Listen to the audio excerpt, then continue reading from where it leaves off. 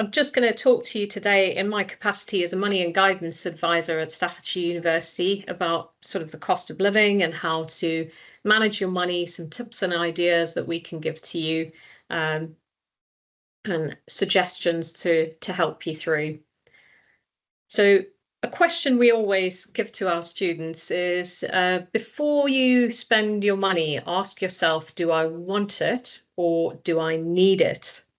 And what we mean by that, want is having a desire to possess something or do something, something that you might like to or you might really enjoy, whereas a need is something you require because it's essential or very important rather than just something you would like to do or have. So that's just something for you to think about before we launch into what we're going to be talking about today. So the topics that I'm going to look to cover with you are getting a job, any student discounts you might be entitled to, thinking about a budget, what is a budget, how we can help you with that, be aware of what things you need to be careful of, what things you need to look out for, bank accounts and particularly student bank accounts. Can't cook, won't cook, but we'll get into that when we get to that slide. Supermarkets, rail cards, and the student support and experience team, which I'm part of, and how we can help you and what other help you have available at the university as well. So we'll start with getting a job. Now, as an international student, as long as you are in a student visa, you can work in this country, but only for 20 hours per week during term time. You can get a letter to be able to do this via Student Connect team, which is based in our Sciences building. Or you can, I think you can also request it through eVision as well, as far as I'm aware. So we have uni temps that you can sign up to look for jobs and experience. And also the careers team that you can get in touch with, and they often have events and workshops, particularly at the start of the academic year. They tend to get employers onto campus who are offering part-time jobs, so it's worth getting in contact with them when you join the university. Student discounts, so if you sign up to Totem, you can be entitled to quite a wide range of different student discounts. So it's worth looking into, and I think there's a QR code on your screen which you should be able to scan just to find out some more information about that. So I'll give you a little time to do that if you'd like to do that, and then we'll move on to the next screen.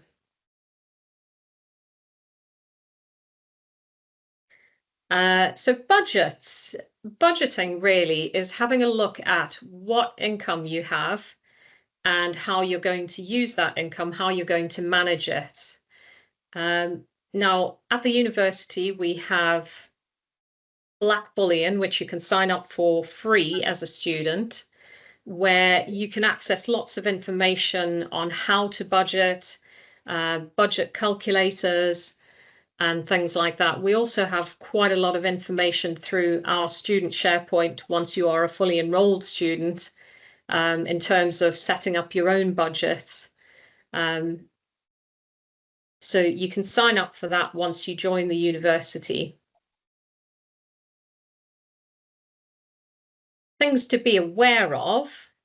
There's a lot of, unfortunately, frauds and scams out there, particularly to do with money laundering, where people will offer you something that looks too good to be true, really. You will be offered to pass money from one account to another and earn some money by doing so. Sharing passwords, often there's a lot of fake emails and phone calls, particularly from people who are claiming to be from the UKVI, Home Office, tax, and things like that, where they will ask you for personal information and your bank accounts. And it's just being aware of those things and questioning when people are asking you for personal information just really be careful before sharing that information with anyone. Find out who it is that you're speaking to and make sure you are speaking to the Home Office, for example, or the tax office or UKVI. So obviously keep your account details safe. Don't share PIN numbers and account details with anyone, and make sure you keep your passwords regularly updated and changed. Make them strong passwords. Hopefully you're all aware of this kind of thing anyway, but it's just to make you aware that unfortunately we have to be careful of those things. If you do happen to be caught up in some sort of scam or something where you do lose money and you need to report that, we do have a fantastic university police liaison officer, Gareth Richardson, and you can see a picture of him on the screen at the moment. If you want to make note of his contact details there, as well, the campus security email address that you can contact and the emergency number if you have any emergencies on site as well, for you to be able to contact. And there's a QR code for more information as well on your screen.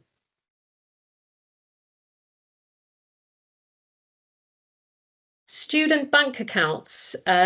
So at the end of this presentation, I will have some links with some more information. Save the Student gives a lot of information on the best student bank accounts out there. So as I say, we will have a link to their website at the end of this presentation. Just be careful if you're ever thinking about, if you run into financial difficulty, just be really careful before applying for short-term loans, because they tend to have high interest rates and you can get into a lot of difficulty, a lot of debt with them. Of course, as well, cryptocurrency is a very popular thing, but be sure to do your research before you go into it. This can be really risky for your finances, so make sure that you know what you're doing before you sign up to it. If you do need a bank letter to set up a bank account, you can download this from your eVision portal as well. Again, if you run into any difficulty accessing that letter, we have our fantastic Student Connect team that you can go and have a chat with in the science building as well on the ground floor. Can't cook, won't cook. So in some research recently, it's been found that despite having less income, students do spend more than the average person on takeouts during the month. So if you haven't cooked before, I'm hoping a lot of you will have done some cooking before. It's definitely worthwhile thinking about learning how to cook. You can enhance your skill sets, make sure you're eating more healthy, improve your general well-being. But also save yourself a lot of money, because these takeouts do cost a lot more than preparing your own food. And think about bringing your own drinks to university, so a refillable bottle of water, or bringing your own coffee in instead of going to the coffee shops and that kind of thing. That can save you a lot of money. Supermarkets, which are the best supermarkets to shop at? There's lots of different choices. It depends which campus you're at, but at the Stoke campus there are a number of different ones that you can fairly easily get to. What we would advise most people is to look into signing up to, wherever possible, any rewards or loyalty scheme, where you can collect points and access offers both online and in store. When you're thinking about going shopping, always make yourself a shopping list. Don't go shopping when you're hungry, because you tend to buy more things that you don't need. And perhaps consider getting together with other students if you're thinking about shopping online and having the groceries delivered to you. Perhaps get together with some of your other colleagues and shop on one order so that you can share the delivery costs, because unfortunately when you get things delivered there is a delivery cost as well, generally speaking. And think about meal planning. So look at recipes for your favorite foods and use that meal plan to then make your shopping list on a weekly basis or monthly, however you tend to shop. And try to buy in bulk wherever you can, because that means you're saving money. I think we've got some QR codes now. So depending on which campus you're going to be at, whether it's Stoke, Stafford or London, we've just put together a bit of information about your nearest supermarkets and sort of like the distance from the university to these supermarkets, how you can get there, what the distance is to walk, how much it might cost you to take a taxi or bus. Generally, if I just go back to the previous slide. So if you look at all these different supermarkets here, your Tesco and Sainsbury's tend to be a little bit more expensive, for example, than Asda sometimes, or Aldi or Lidl tend to be quite cheaper than all of them. So it's just about shopping around, finding which one's going to be the easiest to get to for you, and which one's going to save you the most money. So if I just give you time to scan those QR codes if you want to, and then I'll move on to the next slide.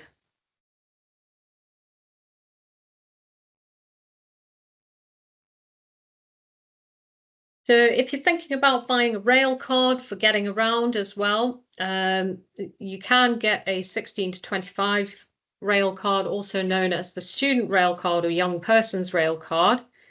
It's a discount card that makes train travel cheaper for students or young adults, and you can sometimes get up to a third off ticket prices. You can also link this with the Oyster card, which gives you up to a third off peak travel in and around London. The 16 to 25 rail card costs around about £30 for 1 year or £70 for 3 years. And it's one of the only rail cards that can be used at peak times, meaning hopefully you're going to have a lot of savings ahead of you if you use rail travel quite a lot. So obviously anyone who is aged between 16 and 25 years can access the student rail card. If you happen to be a mature student, you can apply for a 1-year rail card. You need to be attending university for over 15 hours a week, at least 20 weeks a year.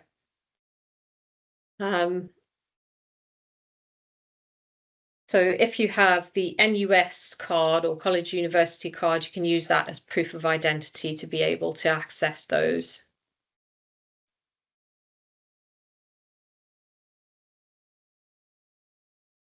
This is the student support experience team that I am part of.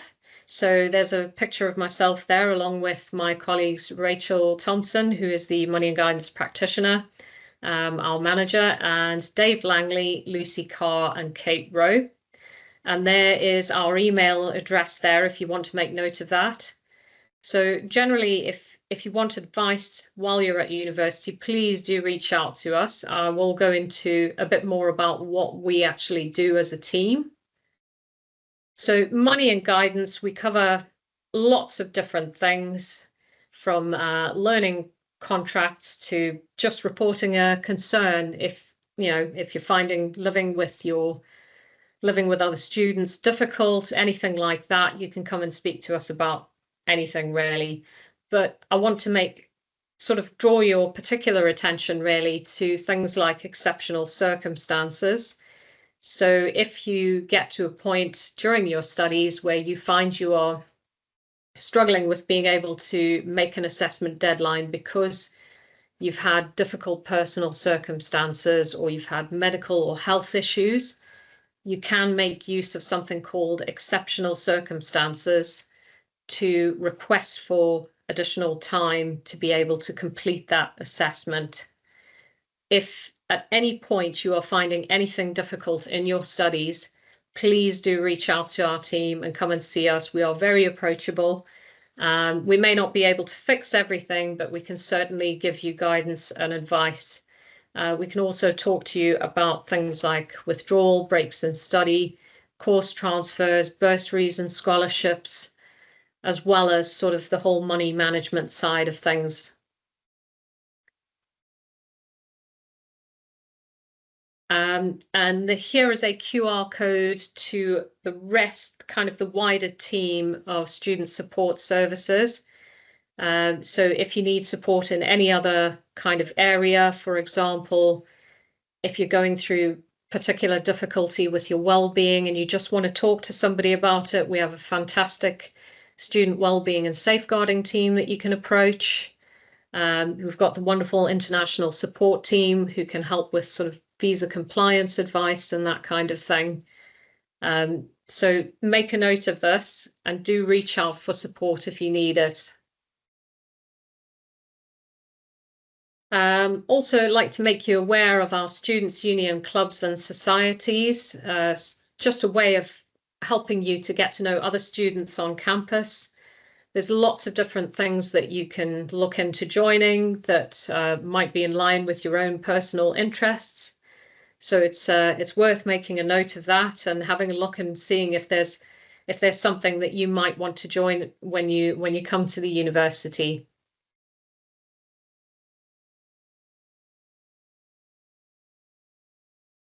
And here's just a few links for you as well around how to apply for a national insurance number, which you will need for if you want to work while you're a student, you will need to have a national insurance number. So there's a QR code for you to find out how to apply for that.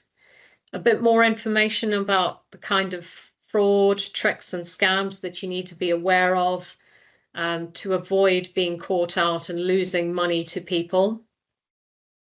What is Bitcoin and should you buy any? And the best bank accounts from Save the Student, the best student bank accounts for you as well.